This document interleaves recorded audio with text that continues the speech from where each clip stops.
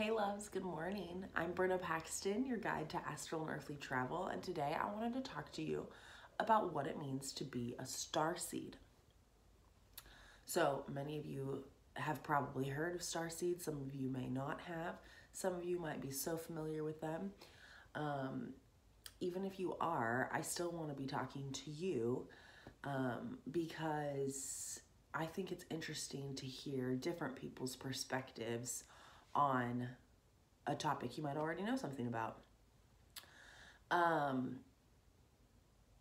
So back in the day, and by back in the day, I mean like, I don't know, 15 years ago when I was littler, when I was 14 or something,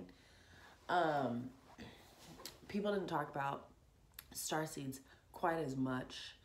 And it was definitely a topic that was very weird.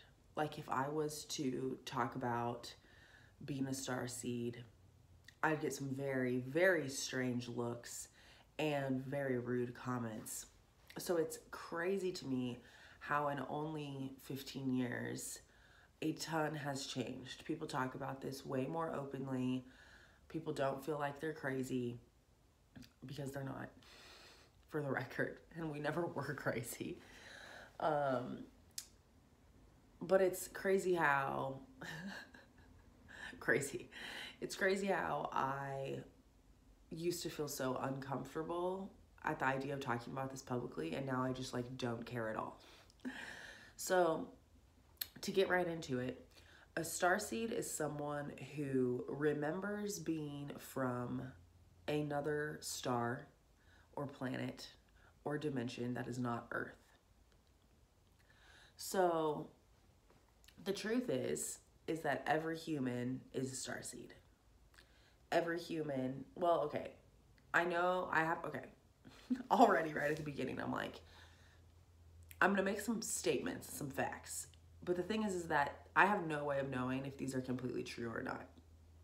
Like, so even the facts I'm gonna state aren't facts. Nothing is,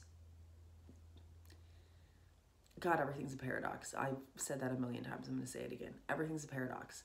So while simultaneously things are very true, there's also no way of knowing what is true. And I think that getting comfortable with that in-between space where things are both true and untrue, things are both quite possibly the truest ever, while also considering that the only thing we know for sure is that we don't know anything at all. The more comfortable you can get in that space, the better, because I think that all of life functions from this space. So when I talk about starseeds, and I guess I want to point out right now that talking about starseeds, this is me talking about starseeds from my personal experiences. I've done a lot of research over many, many years, arguably 2 decades now. And I also channel a lot of information and have for a very long time. And I have very personal experiences with these things. I astral travel all the time, constantly. So I guess I'm saying that because there's a lot of regurgitated information out there. People just like read an article and then write their own about it, just like summarizing what someone else said or something, you know? And of course, I've been influenced by a lot of things that I've read and people I've listened to, but the only information I'll ever tell you is stuff that resonates as really true for me personally. And if I have read something or talk to someone else that aligns with what I'm talking about on a really deep level of resonance, that's been validation to me that that is a collective truth that I'm tapping into, not just like, you know, it's different if I was to hear someone say something and then be like, oh yeah, so-and-so said that, so I'm going to believe what they said, but then to have no personal truth backing it up, like that's ridiculous. That's silly. And I would never do that to you. So I guess I just want you to know that everything I'm talking about comes from either direct experience, with it being like a download that I've received, an experience I've had, or something that I've read that has struck as so true that I can't ignore it. So anyway, I don't remember how I first heard about the concept of starseeds when I was younger. I remember my older sister and I delved into this world at kind of a similar time. And it makes sense because my sister was not too happy on Earth and was constantly floating in outer space, going to some other location. And I was very aware of this, even if I didn't necessarily have the words to articulate it at the time when I was younger.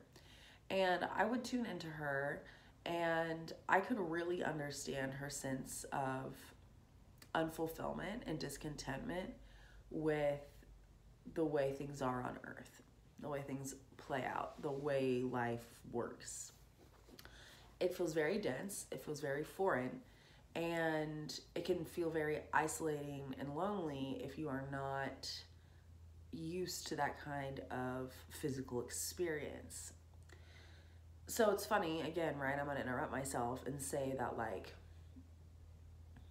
everyone feels those feelings. It's like part of the human experience.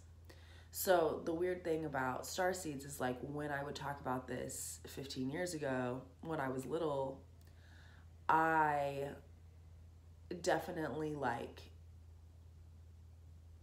felt like it was a special experience, a unique experience only to starseeds, and that not everyone was a starseed. But really, it's just that people haven't remembered all at the same moment, and that it can't happen that way. That's fine.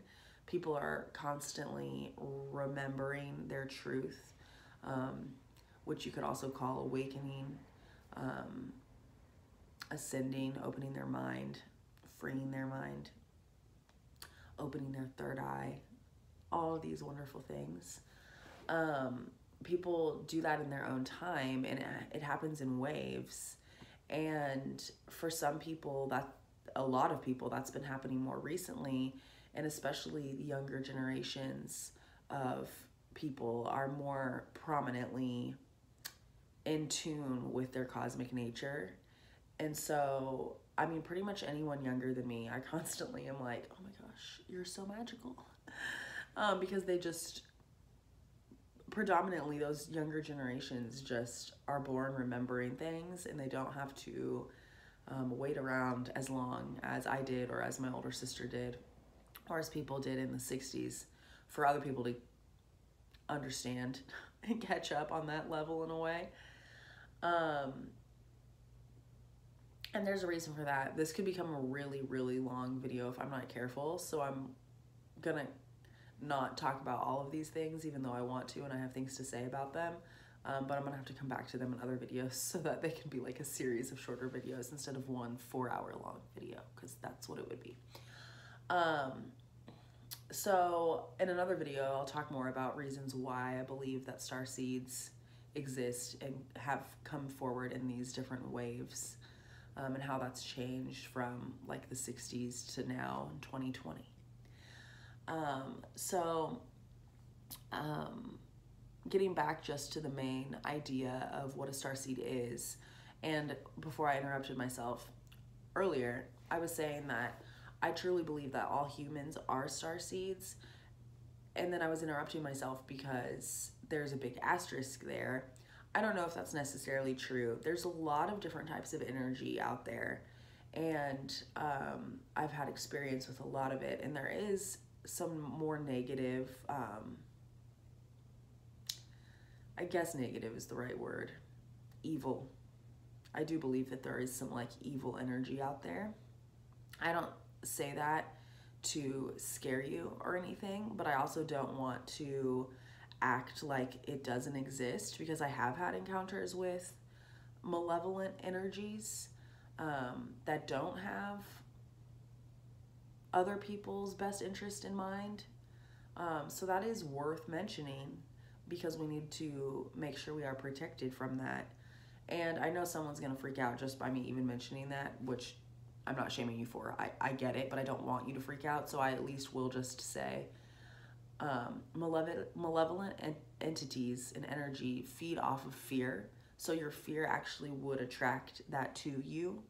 The best way to be protected is to embody your truth as fully as possible and radiate so strongly that you are in effect creating your own almost like fire shield.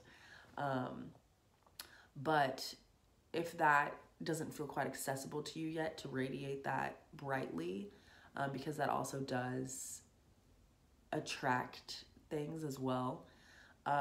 You can imagine yourself, this is a visualization my sister taught to me years and years ago. You can envision a like a rose bush, but any type of flower. You can pick what kind of flower it is, but that's really heavy with thorns surrounding you in a sphere. So it's still beautiful and it shows your radiance, and yet you're very protected, and you can open those thorny, what's the word? Vines, maybe? You can open those thorns and create space for energy to come through that you are discerning and accepting of. So do that if you want to protect yourself / do that all the time. Okay, see what I mean by how this could be a 4-hour-long video, because I've already gotten onto 8 million tangents. It's such a good topic. So much to talk about. We'll talk about malevolent energy and protecting yourself in another video also.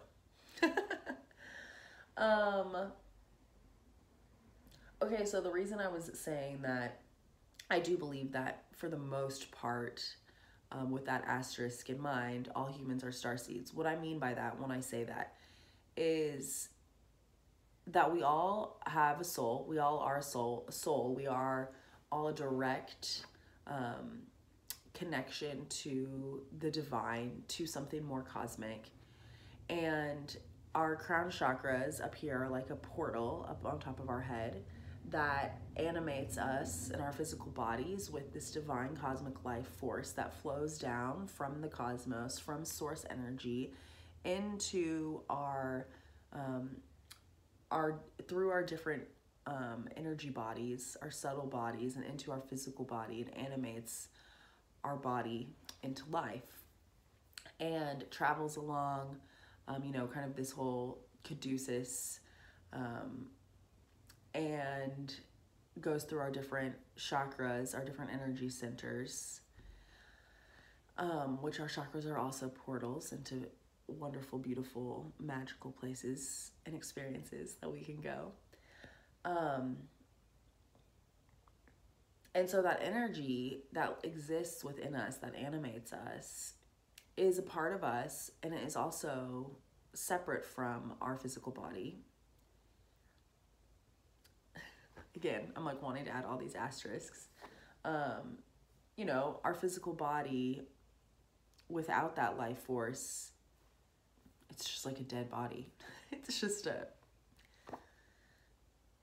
flesh and bones, which is awesome. But that, the denser we get in like the physical dimension, like this is as dense as you can get, well, you could get denser really, but physical, dense. We're so much bigger. Our energy is so much bigger and more profound than just this physical existence. And our bodies can't even contain a portion of us. Like, we can allow so much to flow through. And I think that's what I mean when I was saying earlier, like, if you can radiate as brightly as possible, that's allowing as much life force to pour through you as possible.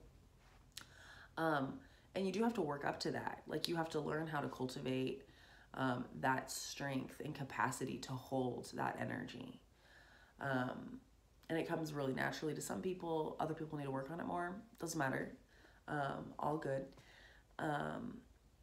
But there really is so much more expansiveness to us than just our physical bodies here on earth.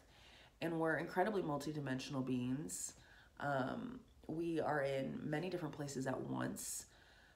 Time is both not and is linear. We experience it linearly here in the physical dimension, like in 4D,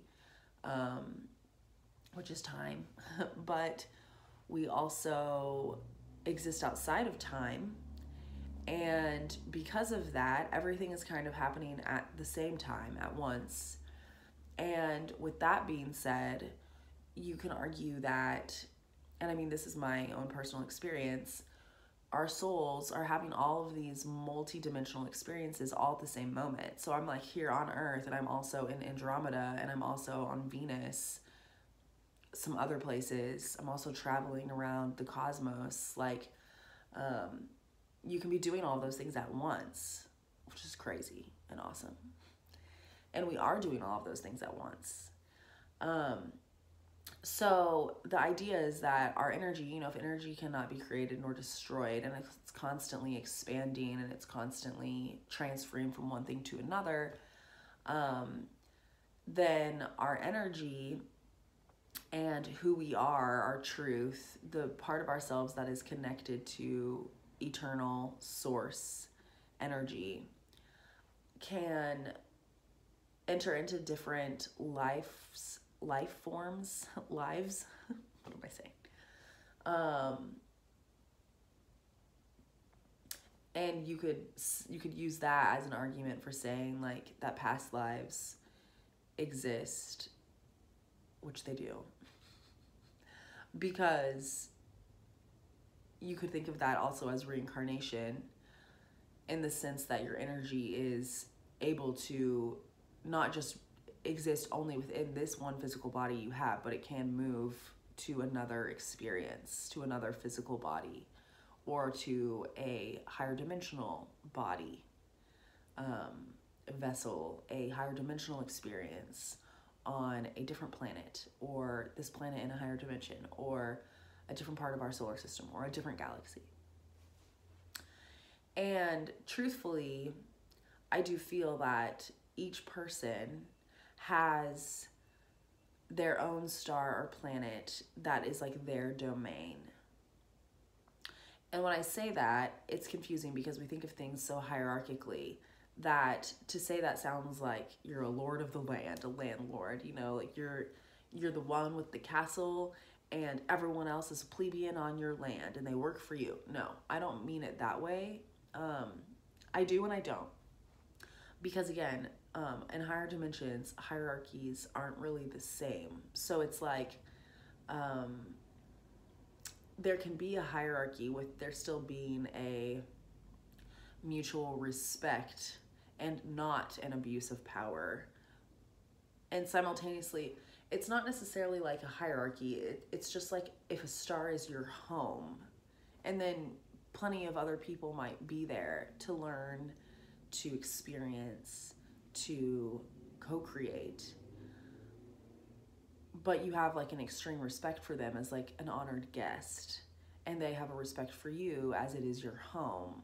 So I hope you can see what I mean by like that both is a hierarchy and it's also not. It's not in the same way that we perceive them on Earth. You know, because we, in those higher dimensions, competition and different things like that isn't the same prominence, the same quality. There's not as much fear-based antics going on as many. My stream of consciousness today is like full of grammatical errors and mispronunciations, whatever. Excuse me. You know, winter, everyone is just passing around all these germs. Hence why I've been doing things like drinking a ton of kombucha. I don't know, that feels like it would help for some reason. Gotta get those probiotics in, you know. Yes. So,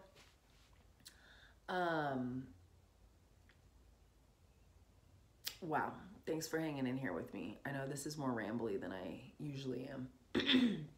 less focused.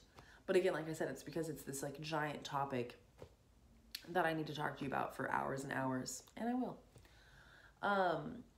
So let's see, how should I wrap this up right now? Essentially,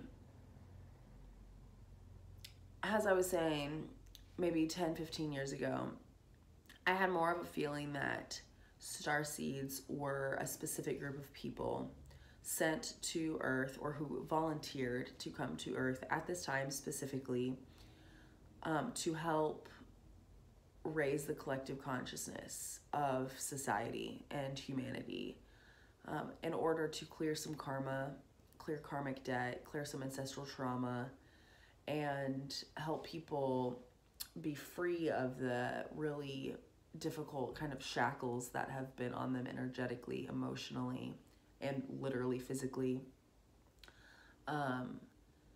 in order to really liberate people and allow people to reach their fullest potential through embodying their most authentic truth, and for even having an opportunity to discover what that truth is for them. And I do feel that there has been different waves in which different souls, different beings have elevated things a little bit more to make it easier for the next phase of people to come in, and elevate things a little bit more for the next phase to elevate things a little bit more. And it has been building on itself, and that's beautiful because it's been this huge collective effort. And so now it's really an exciting time because it's been picking up so frequently. And I have to tell you, like I was saying, I've been talking about this stuff. I've been thinking about this. I've known this for myself for years and years and years. You know, since like at least 2000, if not before. And I mean, I've always known it my entire life, but 2000 was when I really started to like validate some things and put some things in lines that like made sense, so that I could really like own my own experience that I was knowing as my truth, and like own it as my truth. So over those 20 years, like so much has changed, and it's so beautiful to see people being more open to this conversation. And it really is like, it's worth talking about. It's always been worth talking about, but especially now it feels so potent because I think it's like people are waking up to this in a much more rapid rate, more quickly, more frequently. So it's important to get more information out about this topic. It can provide a lot of clarity for the confusion that you may have been feeling your entire life. But man, there really was something, there really is like this collective cosmic energy that has shifted in those 20 years and in the past few years, and even just like within the past few days. And right now it's like still very much shifting. But it's such a profound way, because for years it was like I had to be waiting. I was waiting around. And I also was doing a lot of work in that time. I was doing a lot of research. I was strengthening myself and my skills and my gifts, and learning a lot, and it was very important. I don't think that it was meant to happen any other way, but it also was really hard to wait for so long for these topics to be something that I could even talk about, without people telling me that I am a devil worshiper. I'm not. Or that I am absolutely insane. I'm not. And I mean, people will still tell me that, and that's fine, whatever, who cares? I don't care about those people anymore. But whenever I was younger, that was the predominant message whenever you would talk about something like this, especially like I grew up in a religious area of the country, and this was a taboo thing. You didn't talk about this. So I love that I can talk to you about it now. I'll keep talking to you about it. I obviously have so much more I need to tell you. I feel like this video is just like, whatever. I'm gonna post this anyway. But as I've said a million times now, I just feel like this is such a huge topic that I just barely told you anything. And yet this video is already plenty long. So let's just consider this a fun little intro. And I'll be back to talk to you more about starseeds. And I want to tell you how I understood that I was a starseed, and ways to know that you probably are one also, and how to harness that power, why we're here, what it means, what we can do with it, and what's to come for the future. It's exciting. It's an exciting time, guys. I'm hyped. Okay, I'm going to end this weird ramble, but I'll be back. I'll be back with more. I love you guys. I'll see you later, all right?